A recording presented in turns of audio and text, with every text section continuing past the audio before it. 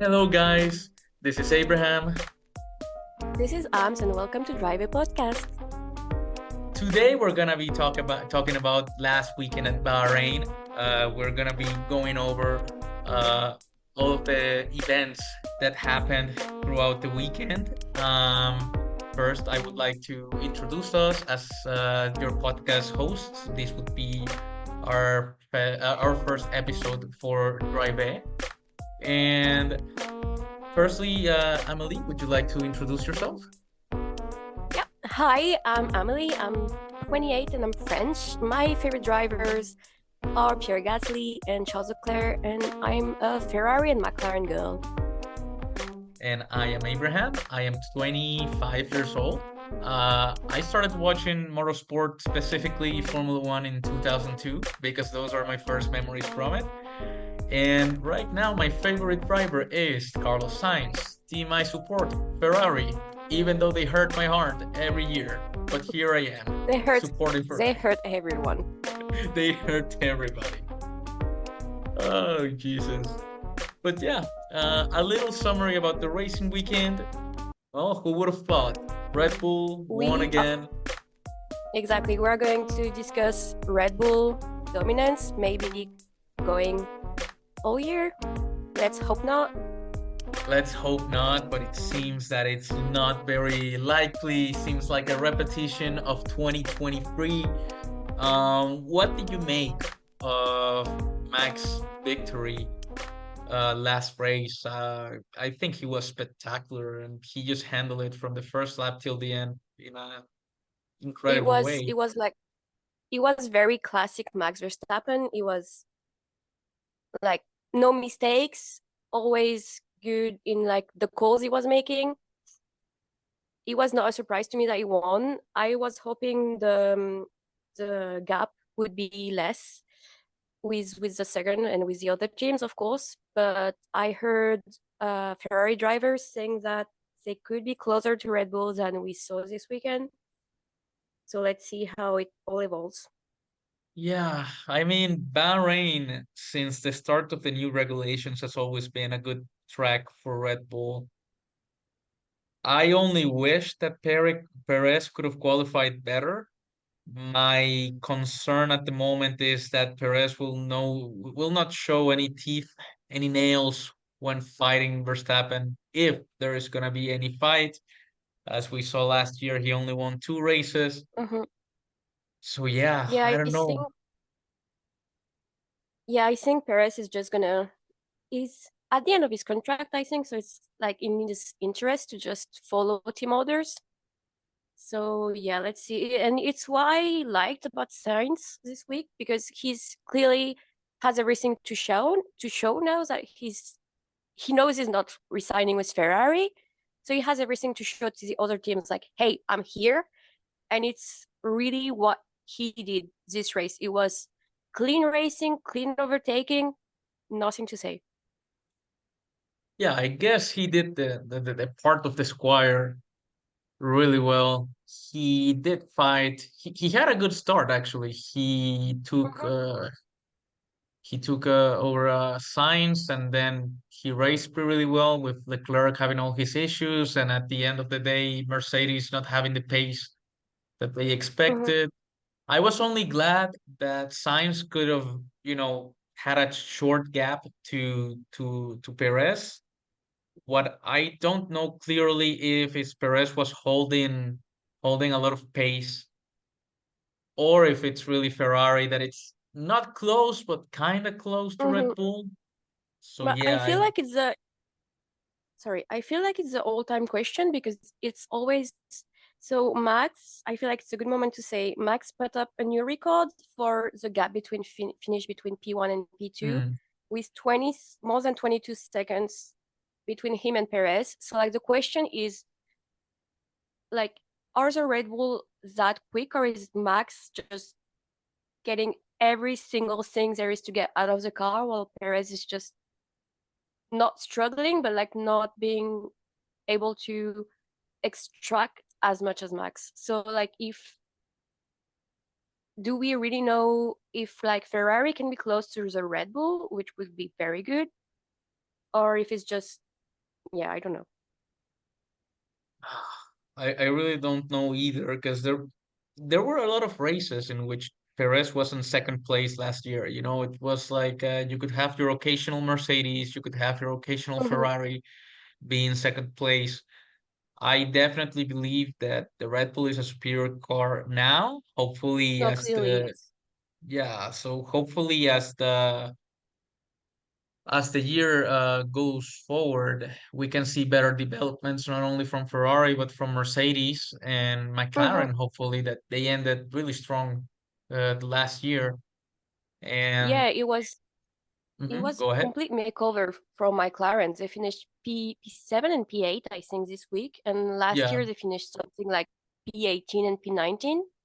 So it's like a yeah, very complete makeover during 1 year. yeah. They always seem to struggle in Bahrain or at the beginning of the year for some reason, and then they just get their Mhm. they just get their act together pretty much. So Yeah, hopefully, hopefully they can sustain that the rest of the year to keep yeah. improving, Hopefully, to give it up to Red Bull.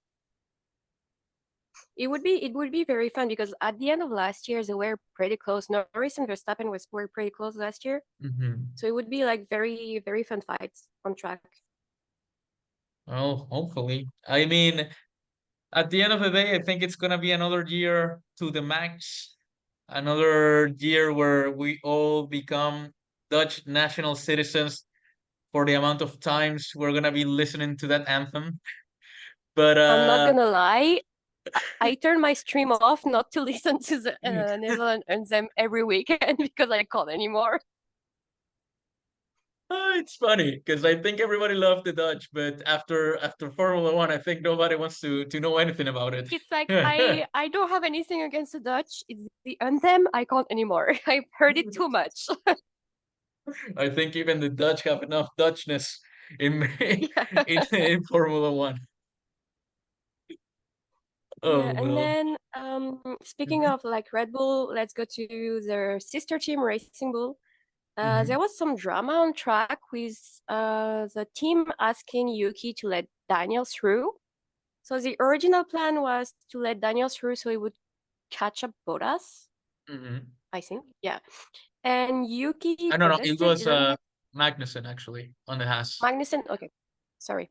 No worries. And so Yuki protested, and it took one lap for Daniel to pass. Then Daniel was stuck with the blue flag to let Max pass.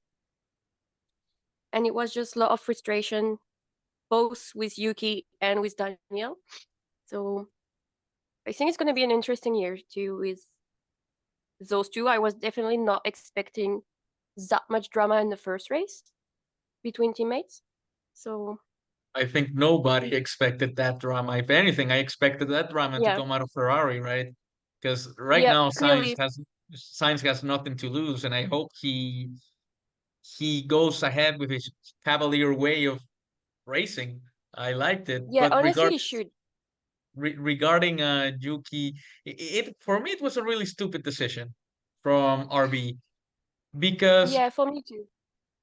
at the end of the day we are fighting for P12, I believe, P12, Yeah. P13, pretty much, and you have drivers that the results, even if it's not points, you want to be ahead of your teammate. Mhm. You know how temperamental Yuki is. He literally gets angry because of anything. And He's a ragey boy. even if he wasn't temperamental, it's like making an overtake for P12 this late in the race. It if you could like fight for points, I would get it, like the switch of pace. But it was so late in the race that I don't think they had hope for points. Like I don't think they had the pace. No, So I they were. really don't understand it, and I understand why Yuki was mad because Yuki's been at Mhm. Racing Bulls for so long. Yeah. So it's and he's always disregard. So it's like, Well, yeah, that's the thing. That's the thing for him. I don't think he's gonna go up to Red Bull, and I think the only reason he's at no, RB is because he's that's a request from Honda, pretty much. I do think the same, yes, but I can still understand like his frustration, but I think Hmm. the same. So to me, it's like, and the other problem is that Ricciardo at the end of the day didn't overtake Magnussen at the end. No. So we could see clearly that Yuki left space so that Ricciardo could go. He let Ricciardo take the position, and usually the code of honor here is like, okay, before the race finishes, you give up your position, Hmm. and we recover how we were at originally, and Ricciardo didn't do that. I would be really angry. I think I would have Hmm. said a lot of horrible words to the team and to Me Ricciardo too. after the race. Because at the end of the day, Like, even if you're not competing for points, because if you're not competing for points, then you have to compete with your teammate. yeah, And if you're getting that message and your teammate doesn't do right by the code of honor, which is to, okay, you let me pass yeah, by, I could not overtake Magnussen, then I guess I'll let you take the position at the end of the race. He didn't do that. It doesn't mean that what Yuki did was right. It wasn't. Again, I do yeah, believe no, it was very immature on his side, but I get it, I truly get it. yeah. But also there was Jacques Villeneuve, who's one of the French commentator, who Mhm, said something very interesting about this. He said that basically Racing Bull like also choose to let Danny pass because mhm, Danny is so Daniel is like the selling point of Racing Bull, mhm. if I can say. So they're trying to put him like in a good light. And I found that very interesting also to like see that those kind of things could also go at play on track during the race and not only during like media days or promoting days. Yeah, I mean, I think that the Red Bull sister team has its purpose. Originally it was Hmm. for for future talent so that they can promote them to the actual team, To which is the Red main Bull. team, yeah. So Yeah, if you if, and now we have, yeah, we have Yuki, who's been here for a long time, and Daniel, who's, I don't even know which, like his 10th season in F1, maybe more. oh, So he yeah, he's it's he's been in F1 since 2012. He started with Hispania Racing Team, horrible yeah. team. So it's like he's clearly not a junior, but he's No, in a team that's supposed to be a junior team, but it's exactly. clearly not. And there's the other thing, it's like if you're Daniel, you have all this experience, dude, just Hmm. let Yuki pass. Yeah, Why would you want this for yourself? Because now, the only thing I like about this is that if we're not gonna have any drama in the front, we're gonna have some drama in the back. So at yeah, least clearly we because have now it's like, we have something going on. yeah, Um, now we have tension in between teammates. Clearly, So at the end of the day, well, it's good for the spectator that we can see that Yuki's not gonna help Danny. Danny's not gonna help Yuki. Um, so that's good. I want to see that in action, and I want to see how that develops. Oh, yeah, and this is something we need to keep an eye on. for definitely. And talking about Mhm. drama, I think that the team Ferrari, are behaving like a bunch of schoolgirls. Yeah. Jesus, because like I don't understand why Carlos was alone when he arrived, while no one was there. And then the Ferrari Twitter tried, like the Ferrari PR tried to salvage the situation by posting a video of Carlos with his mechanics. Except they didn't salvage anything because it was Carlos going to the mechanics and mhm, no one there to like welcome him when he got P3 on a race. It's not nothing. yeah. So it's, yeah. I mean, there is going to be what today, no, what the race showed me is that this is going to set a precedent for the rest of the season. What Hmm. I believe is that Carlos will lack support. For example, during the race when Carlos overtook Leclerc, who was given the first choice? Who did they stop first? The driver who was in a more Hmm. Hmm. favorable position, or Leclerc? They stopped Leclerc first. They could have given that to Carlos, but they didn't. So Carlos had to overtake Leclerc again. Yeah, Um, especially since Leclerc had brakes problem yeah. anyway, so it was there was a few times where he was saying that he had concerns about finishing the race safely. Hmm. So to me, it was clear that he was not going to do a podium because of all those problems, because he had Yeah. to manage his brakes quite a lot. He was locking up every single turn. Yeah. And this always happens with Ferrari. Like, Yeah, Jesus, you know what they did before the race was that he was having with the cooling, I think it was the cooling pads or the cooling ducts for the brakes. So they saw like an anomaly. yeah, And they before changed something on his car. and they changed that and they didn't do it correctly. And But last it year, always happens. yeah, it always happens. Last year it happened to Leclerc twice and it happened to Sainz Hmm. once. I think it was during Qatar, if I'm not Yep. mistaken. Um, There's but there's not ever two working cars at Ferrari, I think. no, It's it's like the driver has to compete against the other drivers on the team because even there are times yeah, where Carlos does strategizing. The best example for that would be Singapore last year, yeah, where he was making his own strategies. He was asking for the information so that he could make his own strategies. yeah. So I don't know. I would hate seeing uh, Ferrari giving a favorable treatment to Leclerc and not to Sainz. I think it's gonna be Yeah, that way. I Um, think so I too. I definitely think, like you mentioned, that Leclerc had a lot of issues during the race, and this is obviously not his performance because Leclerc is really fast. He's a Hmm. little bit less consistent than Sainz in my eyes, but he generally, to me, is slightly faster. And Yep. um, and yeah, I'm interested to see how it will go in Saudi Arabia. How will Yeah, the but Ferrari do? honestly, whatever Ferrari do, I don't think Carlos is gonna take it like silently. Like I think he's just gonna fight because he has to prove, like, not prove himself because they know what he's Mhm. capable of, but since for now he doesn't have a contract for next year, Yeah, he has to like show off, if I can say. yeah. So it's gonna What be I an interesting dynamic. what I love from Carlos is that he has always been a team player, even when the Mm-hmm. strategy doesn't benefit him. So I would love for him to be more selfish. I want him to be Yeah. a little bit evil as well, because I I mean, believe that all champions are a little bit evil. They're a little bit conniving when yeah, that's true. racing, or because it's not only the racing aspect of Formula One, it's the politics aspect of Formula One. You wanna Mm-hmm. have the team have your back, and that's also an interesting thing that not a lot of people talk about. Yeah, clearly, clearly.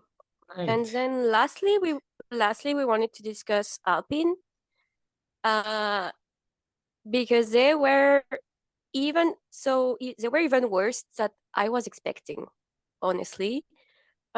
So right when there was the car reveal, Ocon was Mhm. saying the car was not good, but I was not expecting something this bad Like because this.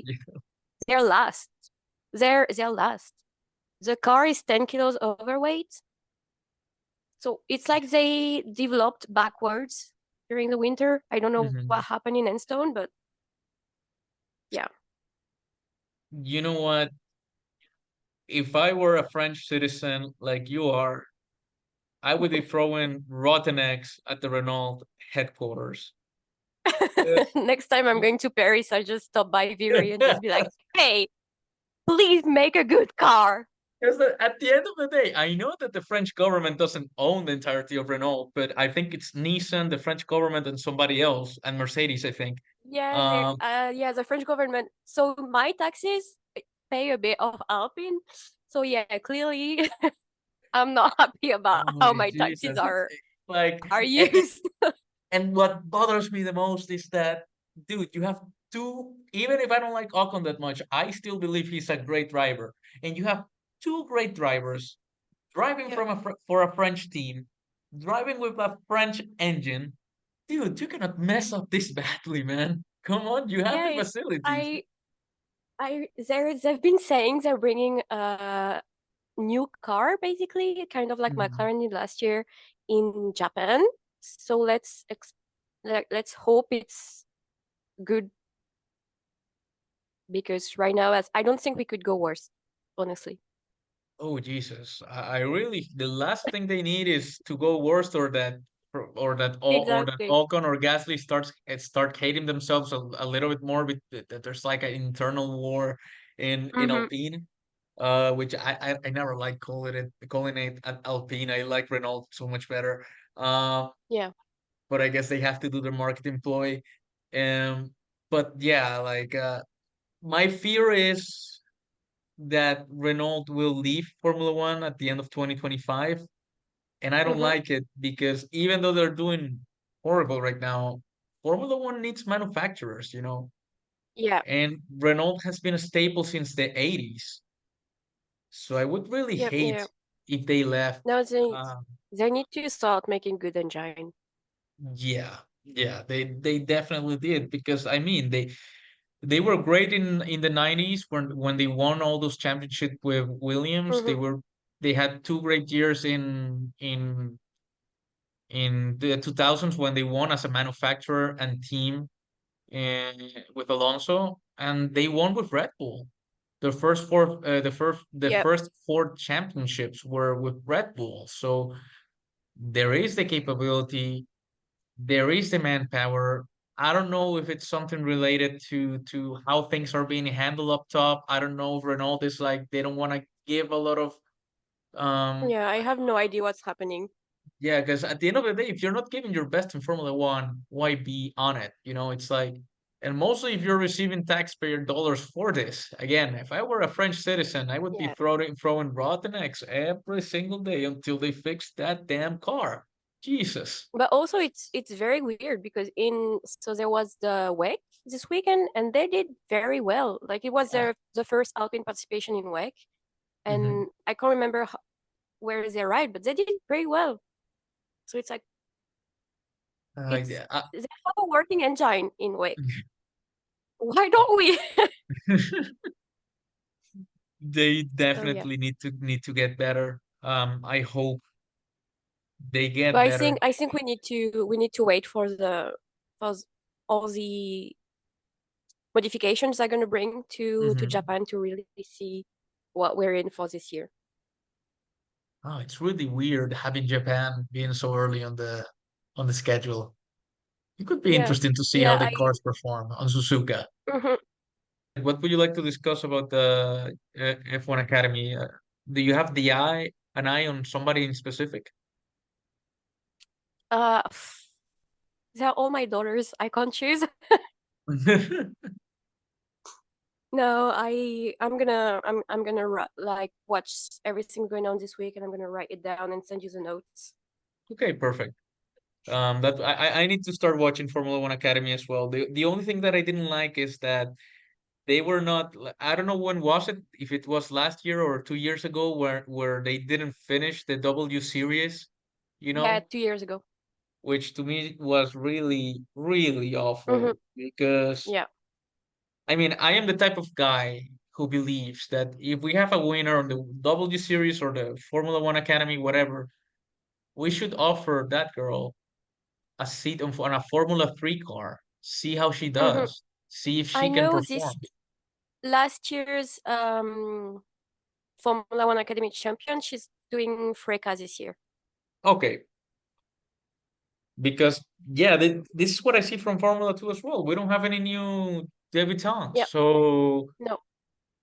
So what the I'm hell are we still gonna mad about I'm still mad about Porsche not having a seat, but yeah, and I'm mad about Drugovic not having like I would yeah. replace Stroll with Drugovic.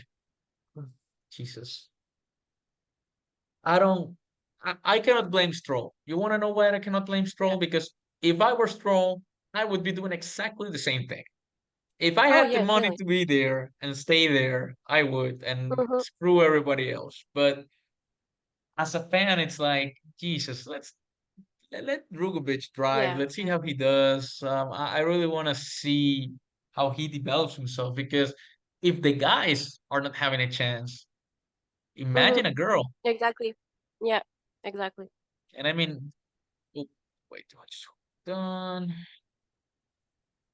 No, because like we can what they're doing so far is that they are saying like, well, we can give her some free practices like they did with Tatiana Calderon, but Tatiana Calderon Mm-hmm. sucked. She sucked. Like she was not good. She was dead last in Formula 2. Mm-hmm. So I want to find like a Jamie Chadwick, like a girl talent that Yeah. is, dude, like that can actually go ahead. I'm not asking for a girl talent to win outright every single race. I would love it, but I'm not asking for that. But at least to have her like fight in the midfield, do Yeah. overtakes, Yeah. not being 30 seconds behind the second to last place, you know? Yeah. No, I'm definitely gonna follow Malta in Freca this year to see how she does there. I like her. I really hope she does well. Yeah. But fingers crossed, I guess. Mm-hmm. So, okay, how do we Okay. finish? How do we Um, finish all this? maybe there's something like um, and to close. Wait. And to close this podcast, we have a fact about the Grand Prix, which is it is the first Grand Prix in Formula One history where all the car completed the race. And next week, we're gonna speak about the Saudi race and bringing F1 Academy to the podcast. Yeah, we're definitely excited that the season has finally begun. Even though Bahrain might be like a story that will tell the rest of the season, this is Formula One.